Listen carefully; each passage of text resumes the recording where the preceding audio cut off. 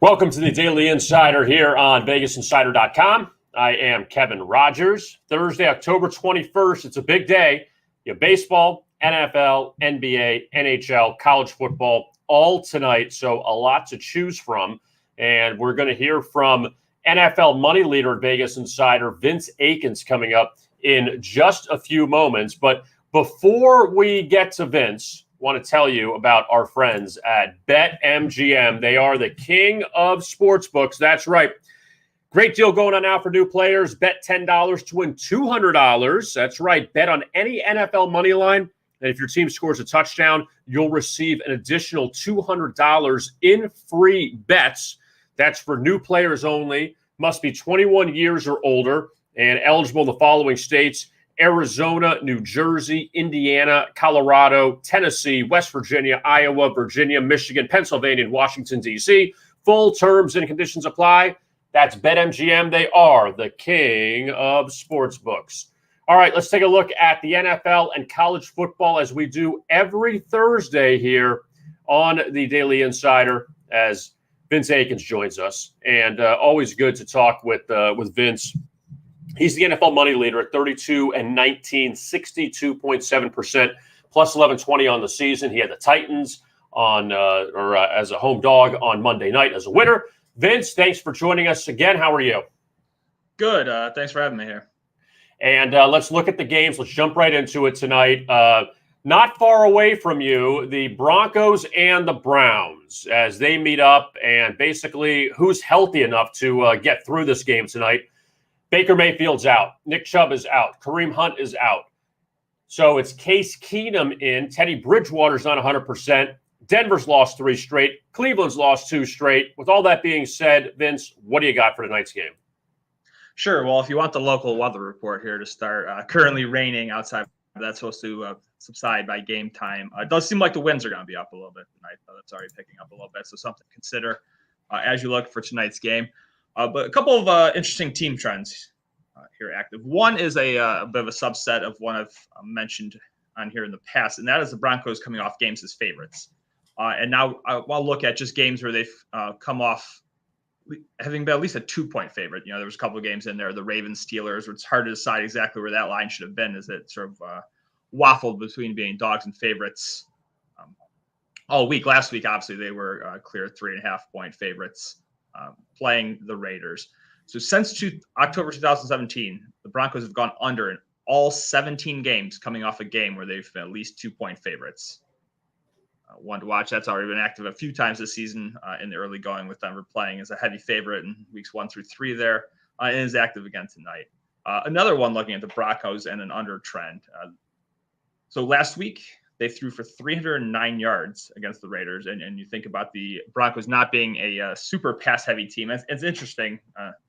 When we talk about team trends and going back a few years and different coaches and different quarterbacks, somehow Denver in particular feels like you're dealing with this very similar team and quarterback set, no matter if it's been Trevor Siemian, Case Keenum, ironically starting tonight, Drew Lock, Teddy Bridgewater, or if it's Vance Joseph or as the coach. So you're looking at that, threw for 309 yards last week. They are 0-10 over under. So 10 straight unders coming off a game where they threw for at least 300 yards. And that dates back to October 2016. So I believe that's last in the league in that time, 300-yard passing games. But you're looking at a rarity, throwing for 309 yards last week. That's 10 straight unders for the Broncos. Finally, I'll pull up one against the spread trend here, looking at the Browns. They turned the ball over 3 times last week. Baker Mayfield, obviously, with that shoulder injury, had some trouble with ball control, 2 fumbles and a pick. Just dating back to October 2019, Browns are 1-10-1 against the spread, coming off a game where they committed multiple turnovers. Case Keenum tonight, that might change the equation a little bit. Expect a safe effort from Case Keenum. But the Browns have struggled coming off a game where they committed those multiple costly turnovers. Yeah, and it should be interesting tonight with this line dropping as far as it has. Like you mentioned, the weather, it should be ugly. The Broncos don't score a lot. And the Browns, though, we'll see what they do defensively after they've been shredded the last 2 weeks against 2 pretty good offenses in the Chargers and Cardinals. The Broncos aren't exactly trotting out John Elway tonight. So I think that should be an interesting look maybe at the under tonight, especially with the trends that you have for the Broncos. Now let's take a look, Vince, at college football for tonight in the American, and the American had huge expansion. They're going to get a bunch of teams coming up in the next few years. But SMU and Tulane. Tulane has been struggling big time recently. SMU can put up the points. The Mustangs laying 14 at home here. What do you have? Yeah, so a over-under trend here looking at this game. So the Mustangs coming off a always unique game playing Navy 2 weeks ago, allowed just 64 passing yards in that game. So dating back 2016, SMU has gone over all 6 games since 2016 there when they allowed less than 150 passing yards last game. So easily under that number last time out. The real interesting note about that, not a huge trend, but each one of those 6 games has gone over by at least 10 points with the average over margin in those games, 19.4 points per game. So very clear overs coming off a game where they didn't allow too much action in the passing game. And also Tulane, they've been destroyed defensively in a lot of these games recently. So, and SMU is very good offensively. So we'll see if that one hits tonight, that game in Dallas. Now let's look ahead, Vince, to Saturday's games, and we'll go to the Pac-12, UCLA and Oregon. That's a very interesting matchup there at the Rose Bowl. The Bruins now listed as a short favorite. Yeah, as we look at marquee games this week, I think both in college and the pros, it's tough to pick out definitive marquee games. No matchups of top 25 teams this week in college football, but that's what betting's for, as they say. So we look at that Oregon UCLA game with a tight spread.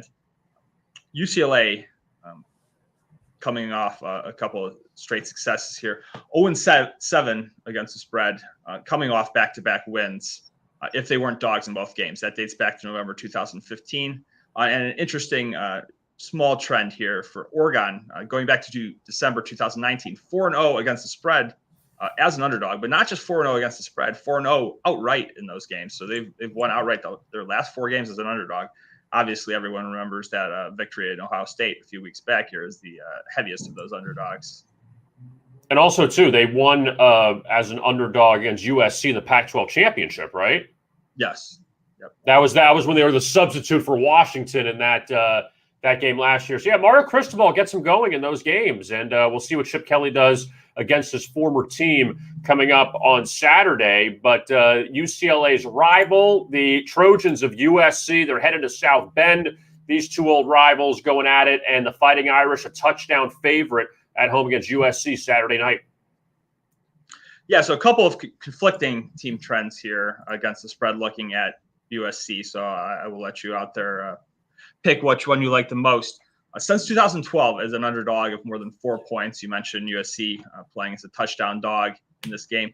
USC just 3-12 against the spread as a dog of more than 4 points. Ironically, though, a couple of those covers have been losses recent seasons against Notre Dame, where they were heavy underdogs. Still lost the game outright, but managed to cover.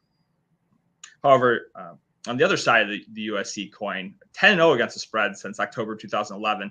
Games where the totals at least 55, and they allowed at least 40 points last game.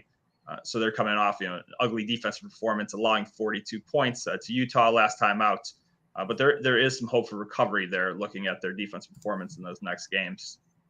Yeah, it's interesting considering USC has just not been good as an underdog, but yet in this other role that you have them in, when the total is at least 55 and they allowed at least 40, that they bounce back. So we'll see how that goes coming up on Saturday night. Now, Vince, let's transition to Sunday, and the Titans, big win Monday night. Doesn't get easier. They got Patrick Mahomes and the Chiefs coming up on Sunday, and the Chiefs come in as a 5.5-point favorite at BetMGM. What do you have with this game with Tennessee back in the underdog role once again at home? Sure. So actually a pretty interesting situation here, and one that actually happens less often than I might have guessed looking at it up this week. Teams that are home underdogs of more than 3 points coming off a win as a home underdog more than 3 points. So obviously last week, Tennessee was a 6.5 point underdog and pulling that upset win over the Bills. Now they're back in a very similar situation with a similar line this week facing the Chiefs. So since 2012, teams are 0-7 in that situation against the spread. That is, as a home underdog of more than 3 points, coming off a win as a home underdog of more than 3 points. So that back-to-back home heavy underdog situation, having won the first, teams tend to struggle in the second. So when they are made home underdogs with a similar kind of line against, usually with good reason.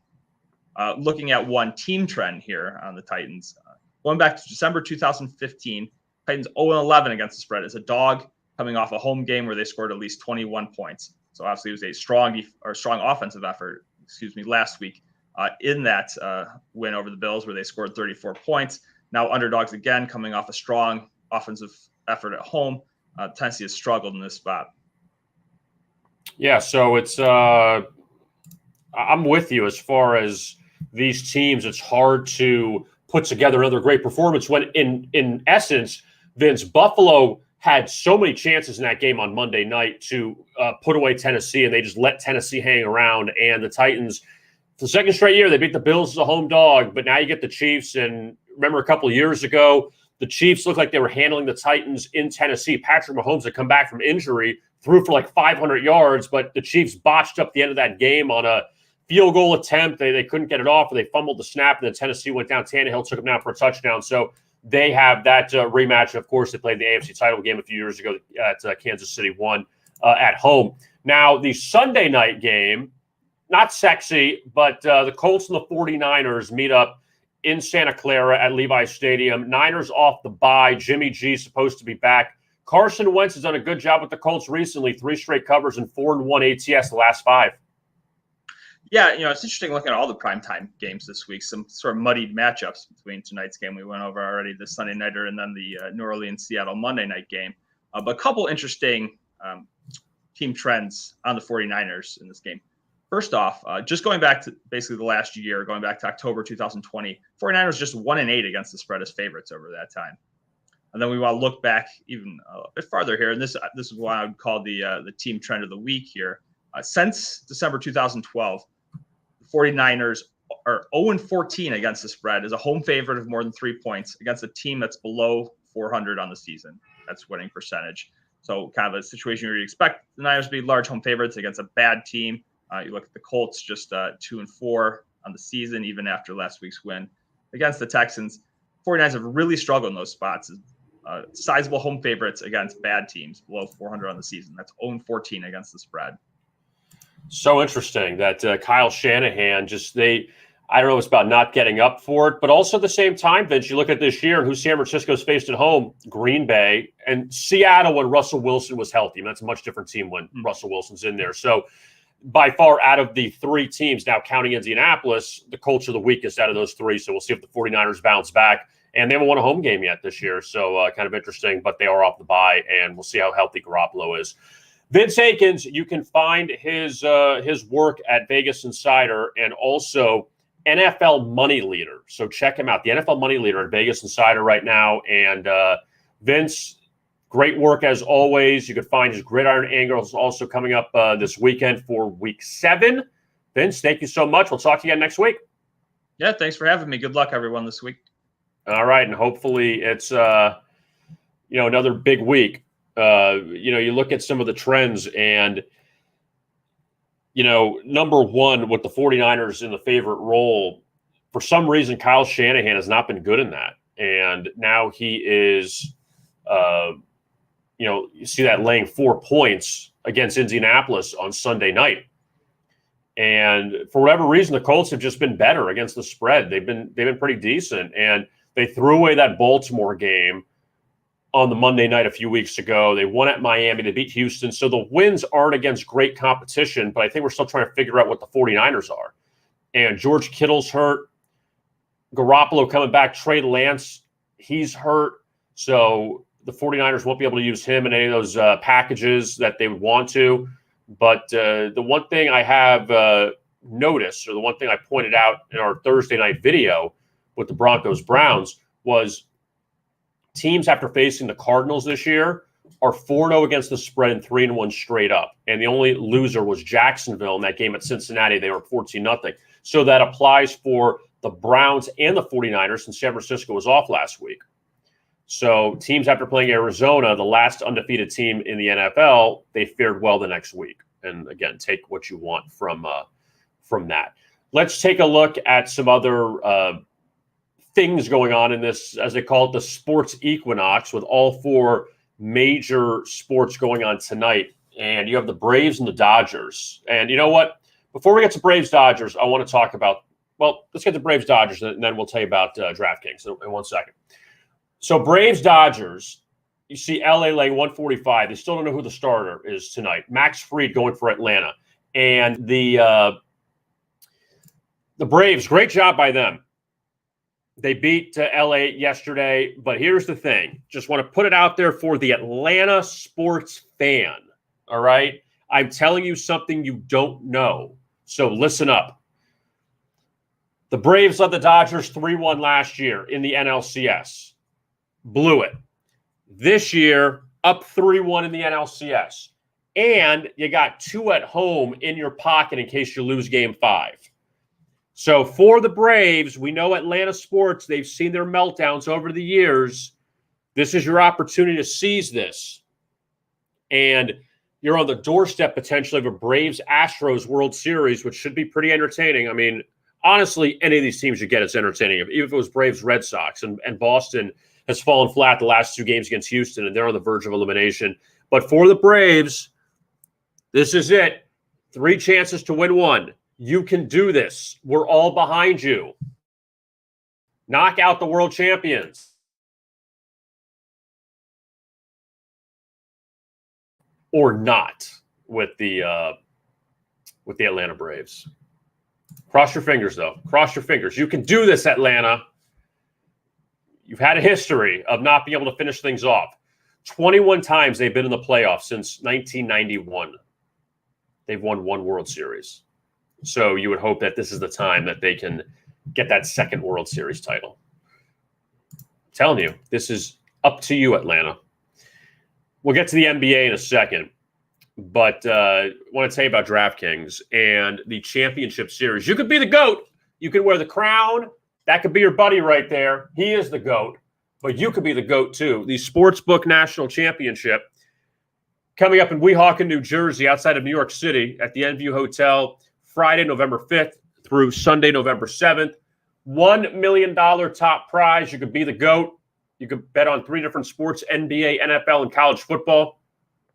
$10,000 buy-in for the tournament, and players will receive a $5,000 bankroll for the weekend to use to place bets throughout the tournament.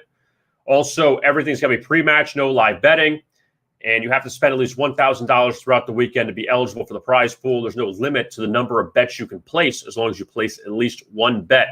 And the prize is $1 million for first place, $2 million guaranteed in total prizes throughout the weekend.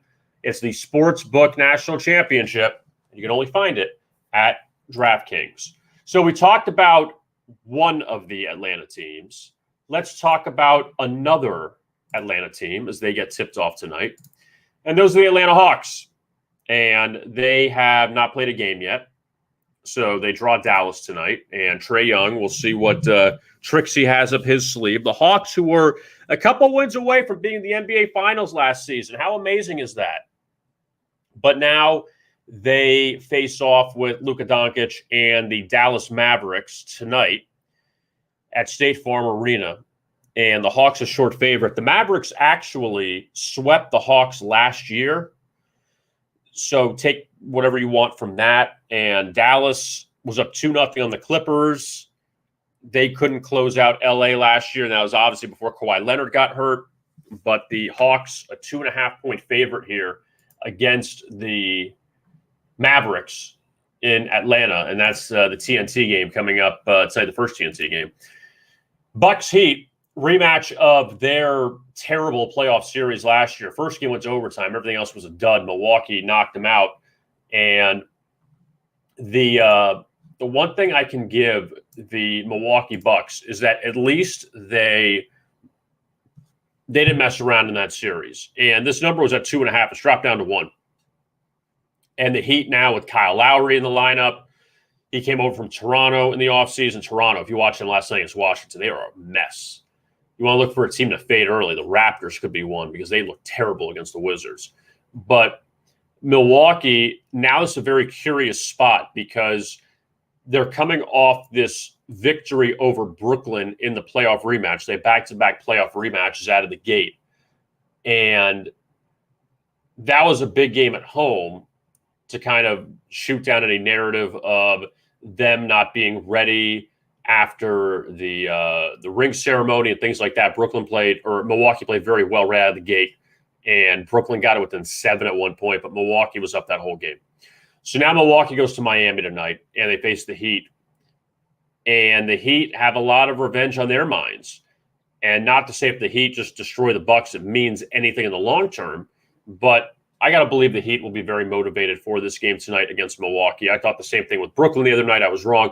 But I got to think the Heat will be motivated with Kyle Lowry now in the lineup. I mean, Kyle Lowry's not the same. He's not a young guy anymore.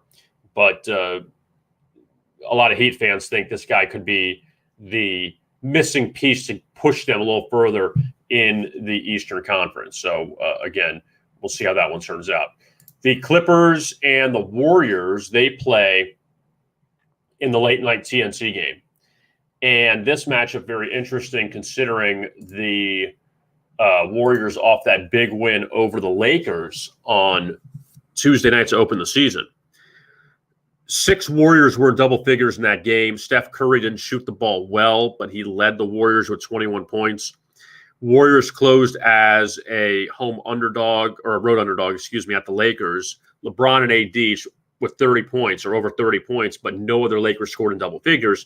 Now the Lakers get the Clippers, no Kawhi Leonard. Paul George going to have to carry the load like he did last year in for the rest of that Jazz series, then against the Suns. You're playing 2 very difficult opponents, and it's not easy against Golden State either. Clippers still have the veterans. They still have Reggie Jackson. They picked up Eric Bledsoe again. And, yeah, it's not the same team without Kawhi, but this I'd be curious to see what the Clippers could do tonight as a short dog. Everyone's kind of, I feel like, bailed on them a little bit with Kawhi out, but Paul George still an all-star. And Golden State past Steph. There's no Klay Thompson yet. Wiggins wasn't great the other night, so we'll see how Golden State and the Clippers respond here in this game coming up tonight in San Francisco at Chase Center. And a lot of NHL tonight as well. The marquee game, you have the Avalanche and the Panthers in Florida. Colorado, they're 1-2-0. They started off with a win over Chicago, and they've lost 2 straight. Panthers at 3-0-0, and Sergei Bobrovsky back in net tonight. Spencer Knight started against Tampa Bay. He played very well. That was kind of a revenge spot for the Panthers against the Lightning, and they beat them up on Tuesday night. Now the Avalanche continuing their road swing against the Panthers tonight, and Panthers favored. They're late about 125 against the Avalanche. And what's funny is tonight, there's a lot of matchups, nothing really marquee, because you have a lot of teams that are, you have teams with very good records against teams with not so great records, like Carolina's 2-0-0, Montreal's 0-4-0, and Montreal scored 3 goals so far this year.